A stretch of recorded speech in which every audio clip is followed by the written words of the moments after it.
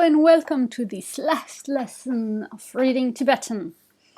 I'm your host Adelaide Foster, and I've stayed amongst Tibetan for 13 years, in which I learned to debate, especially I studied the traditional Geshe curriculum in traditional settings. So, today we are going to see the last 6 letters of the alphabet. 3 of them are really easy because they look a lot like ones we've seen in the last lesson. So last lesson we saw these letters: cha, cha, cha, a, ha, sha. So today the letters we are going to see are written in the second line here. So we've got tsa, which is high and short. It's got this little tongue sticking out on top, and that's what makes a s sound. So if you compare the tsa, this letter with the one above, cha, tsa, cha. So the pitch is the same, just the tsa is different, the s sound. Same goes with the next letter in green here, tsa. So it's aspirated and high. Tsa, tsa. Hear the difference?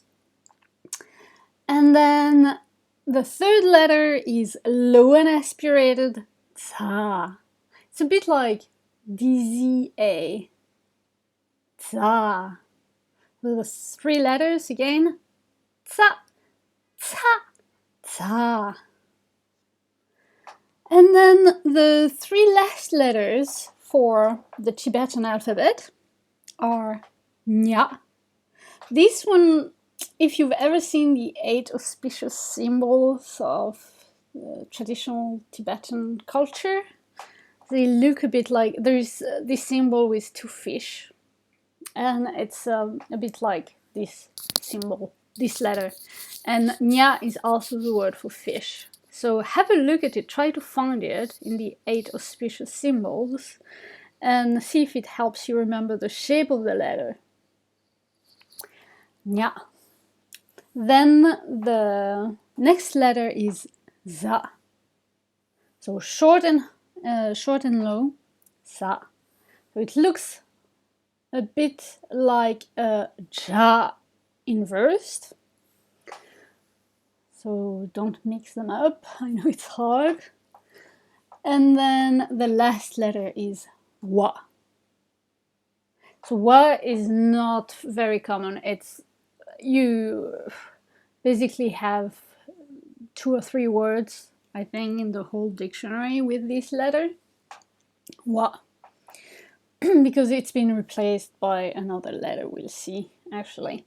So the whole second line here is tsa, tsa, za, nya, sa, wa. Okay.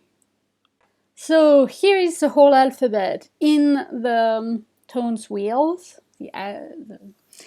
So you've got, I think you remember them, aspirated on the right and non-aspirated on the left, and high on the upper half and low on the lower half. So a few words today. Look at the first picture. Have a good look at it. What does it look like? It looks like, at first sight, an elephant, right? But something's wrong with the elephant. I love this picture. So it's a bull that's been disguised as an elephant, because elephants are considered holy by some people in India. So it's a blessing to get the elephant touch your head with its trunk, I think, because it might be a symbol for Ganesh, the Hindu god Ganesh. I'm not sure, but I think that's why they do that. They go around villages blessing people. So these ones, they didn't find an elephant, so they took a bull, I'm guessing. So it's a fake elephant. So the word here, oh my gosh, it's misspelled, I'm sorry. There's a U accent. I can't change it now. So the U accent below it, it's supposed to be jun, junma. So junma means fake. Junma. We'll see it, I think, yeah, we'll see it spelled correctly in the next slide, so don't worry. And then on the right, we have a real elephant. So real is ngone, ngone. It's also used as an expression, like many people, especially from central Tibet, they'd be like, really? And they say ngone. So that's one of the first words you'll hear, I think, when you hear Tibetans speaking together. Ngone, really? So last time, I think in lesson 5, we had the noun Geshe, which was discussion. So now we have the verb to talk, to speak, to discuss. Geshe, geshe. So the verb at the end, she, is to speak. So to speak a discussion literally here. If you want to change it to lie, you can say junma, junma. So junma for fake, and she, speak, so speak fake is to lie. If you want to say to speak the truth, you can say ngone. See how that works? Okay, a few words here. We've got the verb sa. Sa is to eat. Then the word, the most common word, if it's not the only one, I can't think of any other one now, with the letter wa. It's wamo. Wamo is a fox. Notice a feminine ending. Usually that's how you say a fox. Wamo. You could make it a masculine, but it's usually the generic is feminine usually. Wamo. And then I told you about the fish. So fish is nya, nya. Sa, wamo, nya. 3 words. The word for meat, just below the picture, is sha, sha. So you can combine them to say, here we have in the middle, nyasha. Nyasha is fish meat, like fish to eat. So nyasha. And on the right, you've got vegetables, and that's tsel or tsema. If you can add a ma. It's the same. But yeah, some people say tse, and some people say tsema. Okay, so we've got a little bit of a dialogue here. Beginning is the same as most previous dialogue we did in the last lessons. So it starts with the standard greetings. Tashidele, tashidele, right? And then someone might wonder, but what are you eating? And this is gonna be said like karesagiyu, karesagiyu. So notice I said ki, not yi. You're not supposed to write ki after a word that doesn't have a suffix. So you're supposed to write yi instead. But 98.9% of Tibetans, when they speak, they're gonna say karesagiyu. They're not gonna say karesayu. But yeah, some will. Karesayu. It's not that difficult to say, but because this gi plus the auxiliary yu is a tense marker. It marks the present tense. Plus the anticipation with the auxiliary for the first person. So, karesagiyu, what are you eating? The answer here, eating vegetables, tse sagiyu. Again, gi, more likely to be pronounced gi than yi, but both are correct in spoken Tibetan, but in written it's supposed to be yi. Tsel saye, tsel sagye. I'm eating vegetables. Oh, then don't you eat meat? Sha sagi mepe. Sha sagi mepe. So again, I didn't write it this time, but it's the yi is usually pronounced gi because most verbs have gi, because most verbs as a tense marker, because most verbs actually have a suffix. So the verb sa here doesn't have one, so you can't write gi after it, but you'll say gi usually. So sha sagi mepe. So sha meat, sa to eat, and then we have me. So me is a negative of ye. So it's an auxiliary, usually translated as have, but combined with this, with the gi and the verb before that, that makes it a present tense for to eat. So don't you eat meat? Don't you eat meat? Sha sagi me pe. So pe here is a question particle. Sha sagi me pe, and the answer, I'm not eating meat.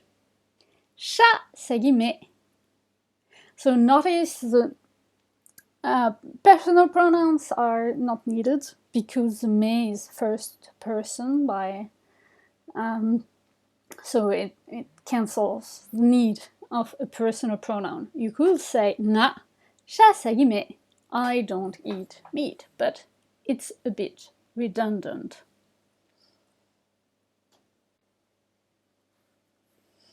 Okay, so we've seen how to read all the letters. There are some exceptions. So one of these, you have to be careful with this one because it's extremely common. When you have a prefix ta before a bayata, the combination of that, it's not going to be ja. It's either going to be a, either going to be ya. No way to tell. So flip the coin. There are usually the words that have that spelling are always the same. So even though they're very common, it's always the same word. So you'll know eventually how to pronounce each. So the first word here I have as an example is inji. Inji means English. Inji. It can be used for the language, it can be used for people, for white folks in general. It depends on the speaker. Anyway, so you say in for the first syllable here. Inji. You don't say jin, or no, don't say jinji. It's in, so it's pronounced like a inji. And then another example, but this one pronounced like a ya, is yang. So it's not chang, it's yang. For example, yang means vow. So we've got 4 vowels in Tibetan. Okay. Another very common expression, no, common exception, sorry, is when you have the letter ba at the end of a noun, of a word in general. It's not pronounced ba, it's pronounced wa. And that's why I think you almost never see the letter wa written, because you've got the ba. For instance, dewa happiness. So sometimes it might be difficult to know if it's the last syllable of a word or not. That comes with experience.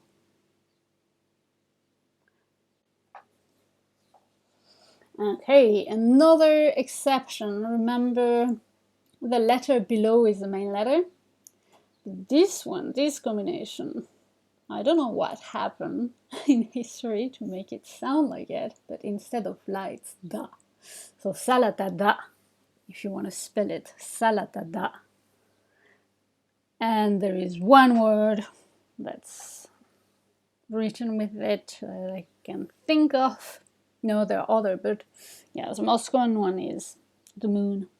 So the moon, if you read it, it's got two exceptions, one in the first syllable, one in the second syllable. That's dawa, dawa. It's also very common given name, dawa. Okay, another dialogue today. It starts the same, standard greetings, tashidele, tashidele. And then a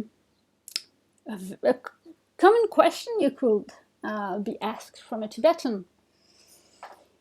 Don't you speak, no, do you speak English?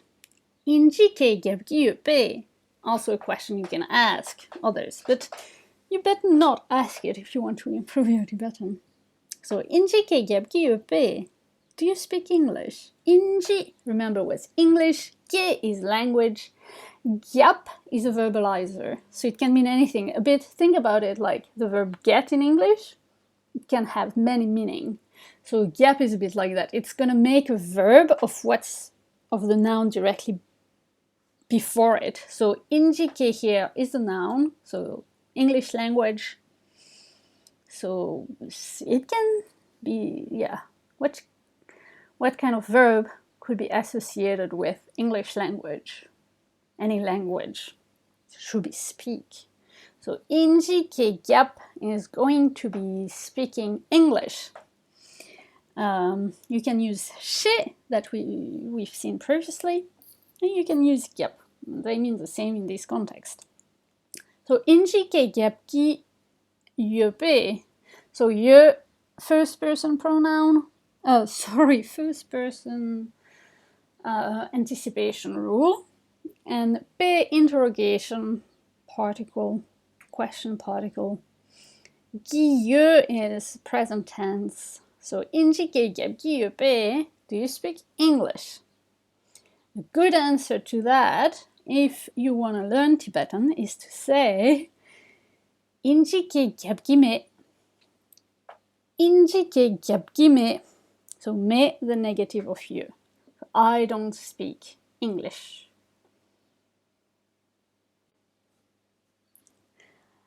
If you say that and you are an English speaker, people are gonna say, "Dunma mache."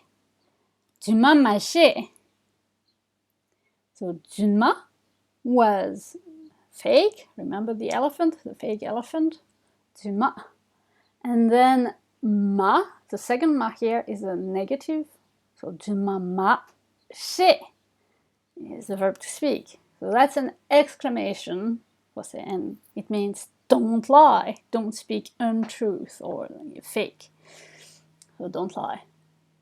To which you can answer, "Nganere. It's true, I swear."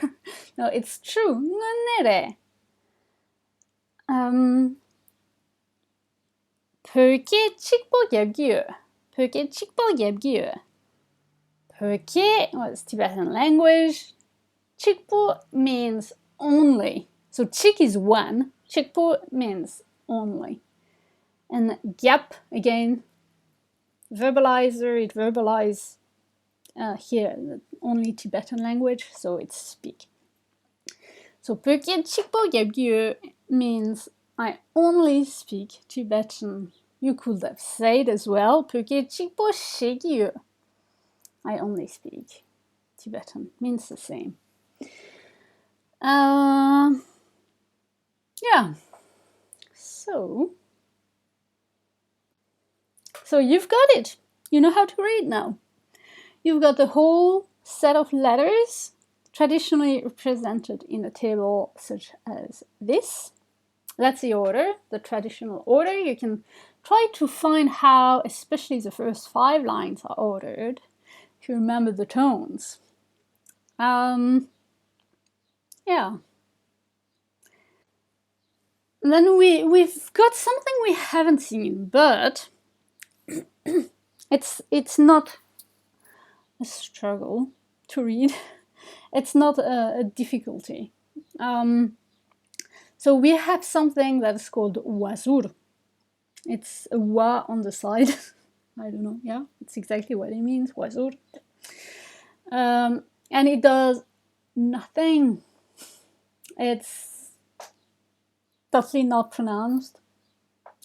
Maybe it used to be 1,000 years ago or something, but now it's used for spelling, and some books they've decided to even stop writing using the wazur because they're a bit useless. So you can have something like ra wazur, ra. It's the same pronunciation, ra wazur, ra and ra wazur are the same. Racho. You can have salt here. Tsa wazur, tsa.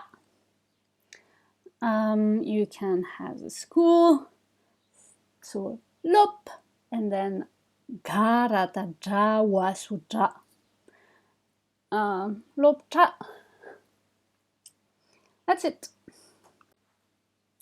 So I think, remember a few lessons ago I told you that the Tibetan nouns were a bit like playing Lego. You can construct new words from 2 syllables. So let's take, for example, here. Kangpa. Kangpa is a house. Kangpa. And sa, as we've seen before, is a verb to eat. If you combine them together, sakan, it becomes a house of eating, or eating house, that's a restaurant. Sakan. Same principle applies here. You have the word for children, the literary word for children. It's not used so much in spoken Tibetan nowadays, but in literary Tibetan, yes. So, choku. Choku is the word for children. So look at the chuk here. And we had the word for school before, lopcha. So you combine the syllables from lop and chuk. You've got lop chuk, and that's a student.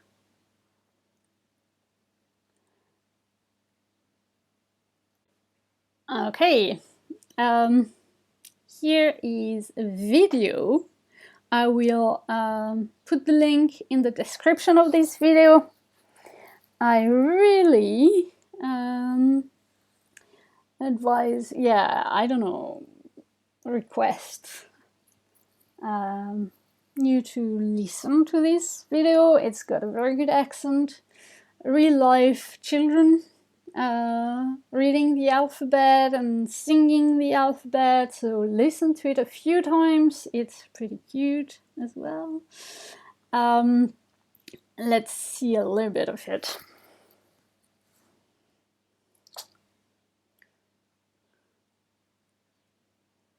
That's a word for the 30 consonants.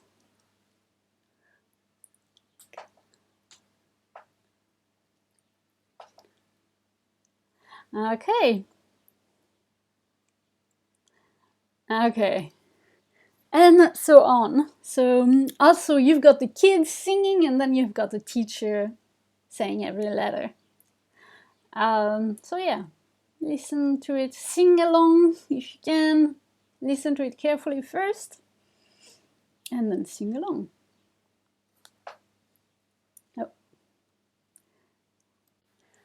Okay, and for the last 2 slides of today, again from the Tibetan calligraphy book by Sanjay Elliott, we've got the letters we've seen today.